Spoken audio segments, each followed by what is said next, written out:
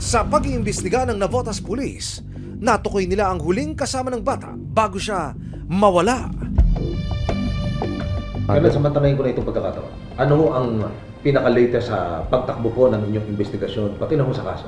Nung umaga, nung mga 12 siguro, sabi ko backtracking, yung regular na ginagawa from the house, doon sa sityo, magano kayo? Check kung ano yung CCTV, tanong, hanggang sa kalsada, doon sa may tindahan. That's the time nagkaroon kami ng lead kung sino ang kasama ng mga bata. Yung mga CCTV videos na ipinakita po ng Navotas Police sa inyong lingkod at sa team ng Resibo, dito ho kuha yun sa looban na ito. Dito makikita yung akusado kasama yung batang biktima palabas po ng looban na ito ilang oras bago sinasabing maganap yung krimen. Sa closed-circuit television footage na ito, alas 2 ng hapon, makikita ang tatlong bata na naglalaro sa gilid ng isang tindahan sa eskinita. Ang nakapula, ang 5 taong gulang na si Francis. Maya-maya pa, lumapit ang isang lalaki na nakasuot ng berdeng damit. May binili ito sa tindahan habang kinakausap ang mga bata. Naglakad na ang lalaki, nakabuntot sa kanya ang mga bata, kabilang si Francis.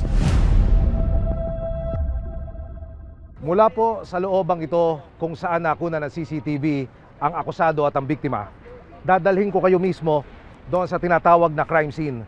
Ilang hakbang lamang po ang layo nito mula sa looban at ang binabanggit sa investigasyon sa kabila po ng pader na ito. Diyan sa lugar na yan, nadiskubre ng ilang mga bata yung biktima na ayon ho sa ating pagtatanong parang unconscious, nakatitig lamang.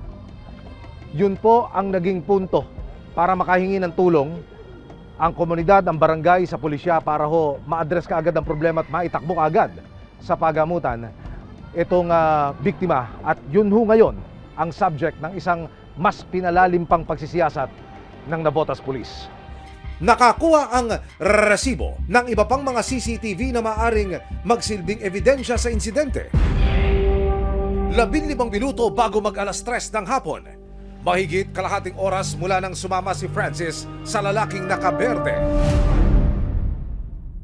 Makikita ang lalaki na umakyat sa rampa ng kalsada. Ang lalaki na naglakad sa isang highway, tumawid sa kabilang bahagi ng kalsada.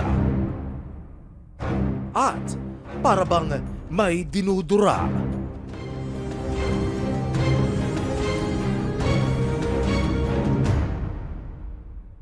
Sa patuloy na pag-iikot ng resibo sa barangay, ibinahagi ng isang tindera ang CCTV footage na kuha sa labas ng kanyang pwesto.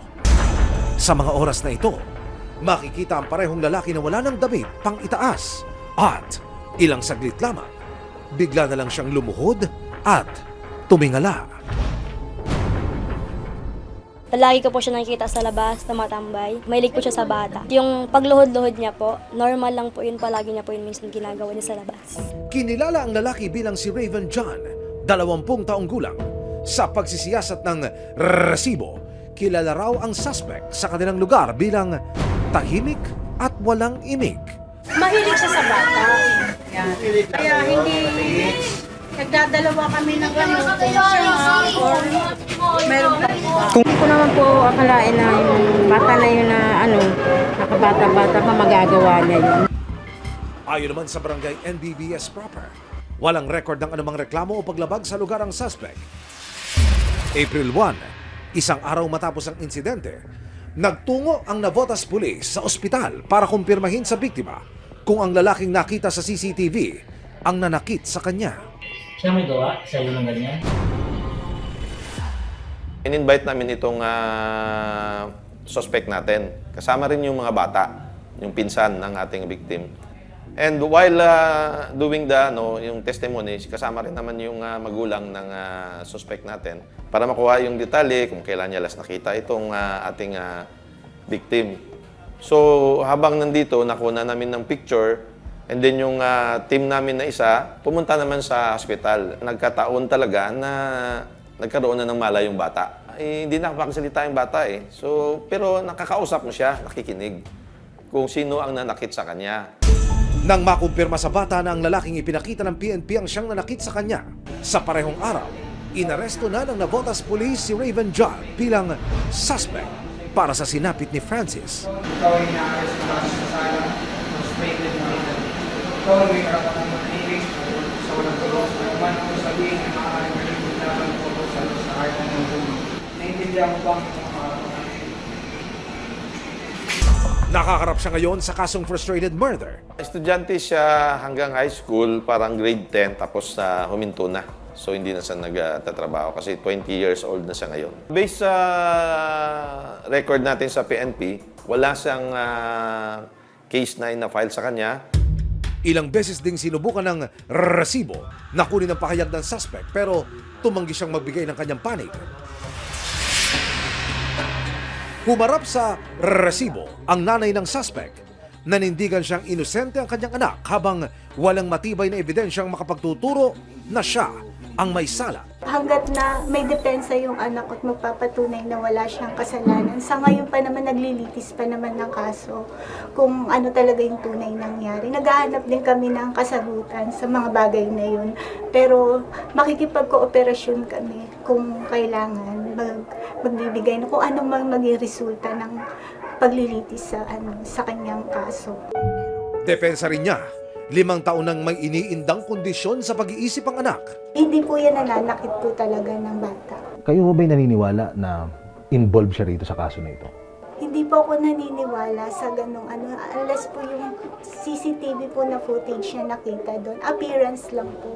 Wala naman po violente siya yung ginagawa na hinihila niya yung bata o sinasaktan niya. Kasi napakalambing po talaga niya sa mga bata. Mahilig po talaga makipaglaro. Sa kabila ng meron siyang mental health condition, hindi po talaga siya nananakit. Sa ngayon, wala pang opisyal na dokumentong ibinigay sa resibo na magpapatunay sa depensa ng ina ng suspect. Ano yun, may papel kang hawak, ma'am? Meron po kami, pero sa ano po kasi yung ganong sistema ng anak ko, nasa privilege po yung ano. Okay.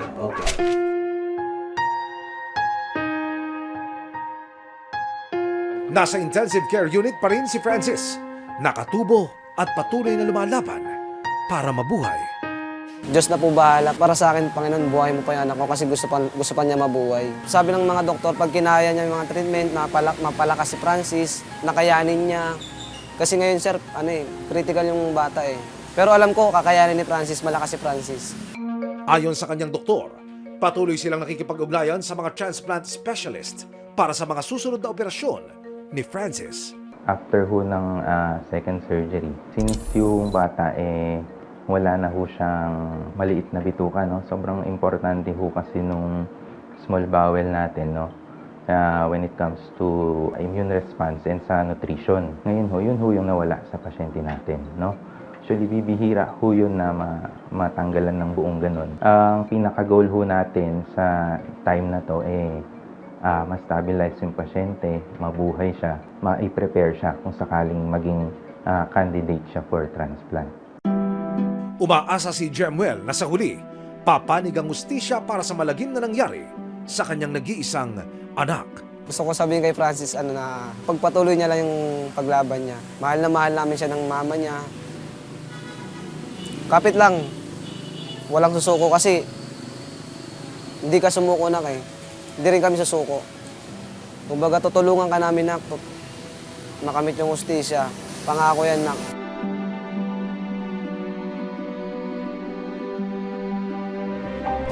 Kung sino man ang nais mag-abot ng tulong sa pamilya ni Francis para sa mahaba pa niyang gamutan sa ospital, maaari kayong magpadala sa account na ito.